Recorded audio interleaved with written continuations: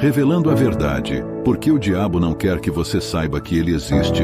Enquanto a humanidade atravessa os séculos, uma figura sinistra permanece nas sombras, semeando discórdia e desespero. Mas por que o diabo prefere operar no sigilo? Neste vídeo, exploraremos os motivos por trás desse mistério intrigante e nos aventuraremos nas profundezas do confronto entre a luz e as trevas. Em uma jornada emocionante e reveladora, descobriremos os segredos ocultos por trás da natureza do mal, a estratégia diabólica de operar nas sombras e o poder transformador de reconhecer e resistir ao mal. Prepare-se para uma exploração cativante que desafiará suas crenças e abrirá seus olhos para a realidade espiritual que permeia nosso mundo. A natureza do inimigo oculto. Para compreender por que o diabo prefere permanecer oculto, é essencial primeiro entender a natureza do inimigo que enfrentamos. Conhecido por muitos nomes e representado de várias formas ao longo da história, o diabo é o arqui-inimigo da humanidade, uma força sinistra que se opõe à luz e à verdade. O diabo é o mestre da mentira e do engano. Sua estratégia principal é operar nas sombras, desviando as pessoas do caminho da verdade e da retidão. Ele explora nossas fraquezas e vulnerabilidades, semeando discórdia, ódio e desespero.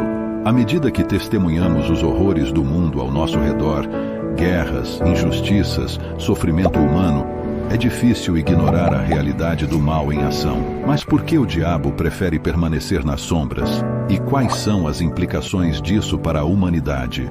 O sigilo diabólico. O sigilo diabólico é uma das armas mais poderosas do inimigo. Ao permanecer nas sombras, o diabo consegue exercer sua influência de maneira sutil e insidiosa, muitas vezes sem que as pessoas percebam sua presença. Mas por que ele prefere essa abordagem? O sigilo diabólico permite ao diabo operar sem ser detectado, o que torna mais fácil para ele enganar e manipular as pessoas. Ao se esconder atrás de camadas de negação e dúvida, ele pode continuar a exercer seu controle sobre aqueles que estão desprevenidos. À medida que exploramos as razões por trás do sigilo diabólico, torna-se claro que o diabo prefere que as pessoas permaneçam ignorantes de sua existência. Quanto menos as pessoas acreditam em sua realidade, mais fácil é para ele exercer sua influência e manipulação. Revelando a verdade. Apesar dos esforços do diabo para permanecer oculto, existem muitas evidências que apontam para sua influência nas vidas das pessoas e na sociedade como um todo. Nesta sessão, exploraremos essas evidências e descobriremos como a presença do mal se manifesta em nosso mundo. Através dos séculos, a figura do diabo tem sido uma constante na cultura humana. Desde mitologias antigas até narrativas modernas de terror, a presença do mal tem sido uma preocupação persistente, refletindo nossos medos mais profundos e nossos anseios espirituais. Além disso, a presença do mal pode ser observada em eventos trágicos e injustiças ao redor do mundo. Guerras, exploração e opressão são apenas alguns exemplos do impacto devastador do diabo na sociedade humana. Resistindo ao mal. À medida que concluímos nossa jornada para revelar a verdade, somos lembrados da importância vital de resistir ao mal e buscar a luz da verdade. Nesta última parte, exploraremos estratégias e recursos para enfrentar as forças do mal e encontrar segurança espiritual. Resistir ao mal começa com o reconhecimento da realidade espiritual que nos cerca. Ao fortalecer nossa fé, cultivar relacionamentos saudáveis e buscar orientação espiritual, podemos encontrar força para resistir às influências do diabo e vencer as batalhas espirituais que enfrentamos.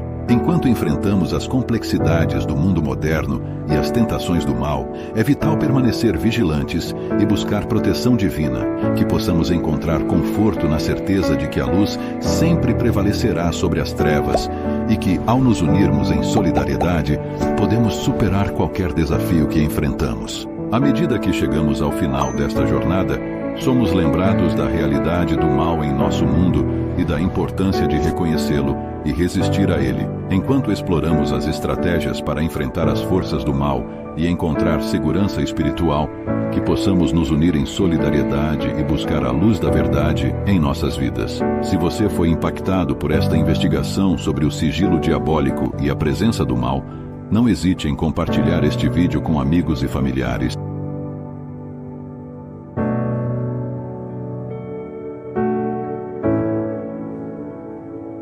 Os discípulos e apóstolos de Jesus certamente não tiveram vidas fáceis, e suas mortes foram tudo menos pacíficas. Tradições antigas que detalham as mortes dos apóstolos de Jesus, apesar de suas diferenças, concordam quase unanimemente que eles tiveram fins trágicos.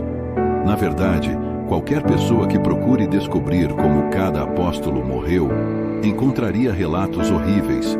Cada história é mais horrível que a anterior, com vários contos de crucificação, apedrejamento, esfolamento, espancamento, decapitação e muito mais. Neste vídeo você aprenderá tudo o que se sabe sobre como os 12 discípulos e apóstolos de Jesus morreram. Nesta lista, o apóstolo Matias, que sucedeu Judas Iscariotes no grupo dos 12 apóstolos, e Paulo, o último dos apóstolos da Bíblia. Antes de discutirmos especificamente a morte de cada um dos discípulos e apóstolos de Jesus, primeiro precisamos reconhecer que, com exceção de 2 deles, a Bíblia não fornece mais detalhes sobre como os outros apóstolos morreram. Portanto, tudo o que sabemos sobre este assunto deriva de antigas tradições cristãs. Algumas dessas tradições foram registradas em escritos que datam de um período logo após a Era Apostólica.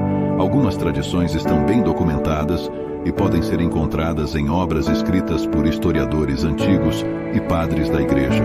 Mas outras não são muito confiáveis e apenas parecem ser lendas dos primeiros séculos do cristianismo.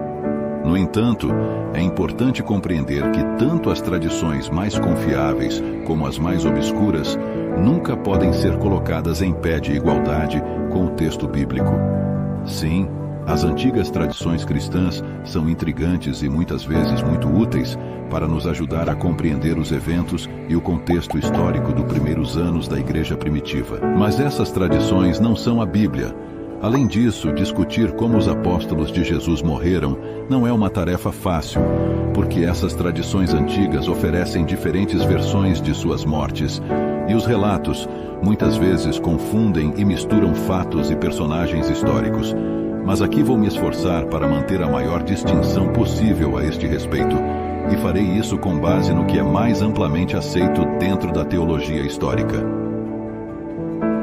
Tiago, filho de Zebedeu, detém a distinção de ser o único apóstolo cuja morte foi documentada no Novo Testamento. Além, é claro, de Judas Iscariotes, o discípulo traiçoeiro. Portanto, de todos os relatos que detalham as mortes dos apóstolos, este é aquele em que podemos confiar plenamente. Tiago, filho de Zebedeu e também irmão do apóstolo João, foi o primeiro entre os apóstolos a ser martirizado. Isso aconteceu durante a perseguição judaica contra os primeiros cristãos. Esta perseguição foi instigada pelo rei Herodes Agripa, o primeiro neto de Herodes o Grande e sobrinho de Herodes Antipas. Portanto, o primeiro governante a perseguir os cristãos na igreja primitiva foi o neto do rei, que procurou matar o recém-nascido Jesus, ordenando o massacre de crianças em Belém. E sobrinho do governante que decapitou o profeta João Batista, e que também desempenhou um papel na condenação de Jesus Cristo, no capítulo 12 de Atos dos Apóstolos. Lemos que Herodes Agripa estendeu as mãos para afligir os cristãos. Foi neste contexto que ele matou o apóstolo Tiago pela espada, e também prendeu o apóstolo Pedro. A violência de Herodes contra os cristãos agradou aos líderes judeus da época, e o apóstolo Pedro foi poupado da morte apenas porque o Senhor o libertou milagrosamente da prisão por meio de um anjo. A morte de Tiago ocorreu por volta de 44 depois de Cristo, e o fato de ele ter morrido pela espada provavelmente indica que ele foi decapitado. De acordo com algumas tradições, o irmão do apóstolo André Pedro foi morto na Grécia, na província romana de Icaia, mais especificamente em Patras.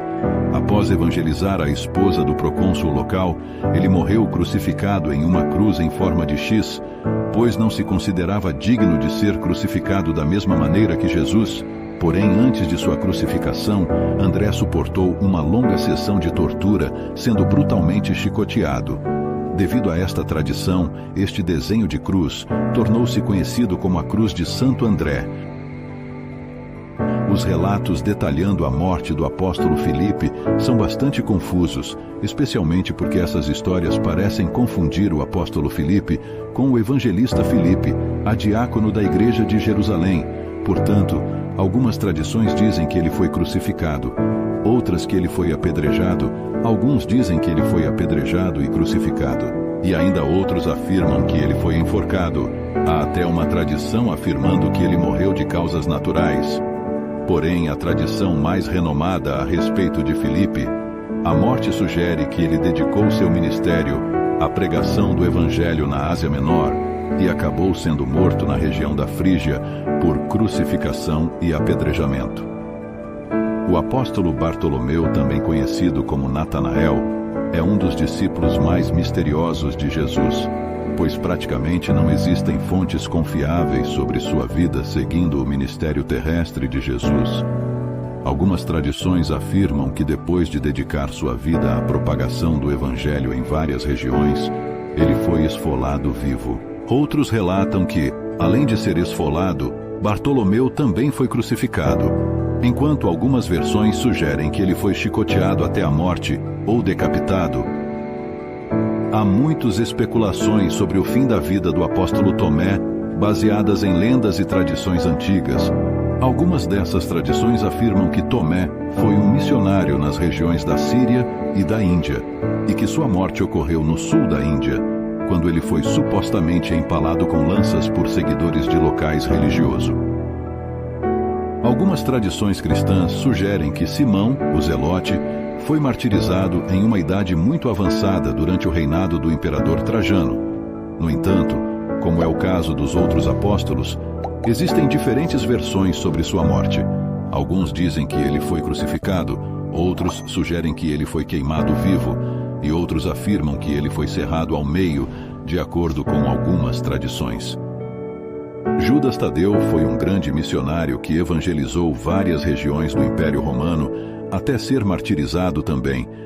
Existem diferentes versões de sua morte que sugerem que ele foi morto com golpes de lança, espancado até a morte, ou teve sua cabeça decepada com golpes de machado. Curiosamente, alguns relatos antigos ligavam as mortes de Judas Tadeu e Simão, o Zelote, afirmando que ambos os apóstolos foram espancados até a morte com golpes de machado por uma multidão liderada por sacerdotes pagãos na Mesopotâmia. Mateus foi o apóstolo que trabalhou como um coletor de impostos antes de seguir Jesus. Há muitos relatos sobre o possível martírio de Mateus, com até mesmo uma tradição afirmando que ele morreu de causas naturais. No entanto, a versão mais comumente aceita da morte do apóstolo Mateus é que ele foi morto na Etiópia, provavelmente por uma espada.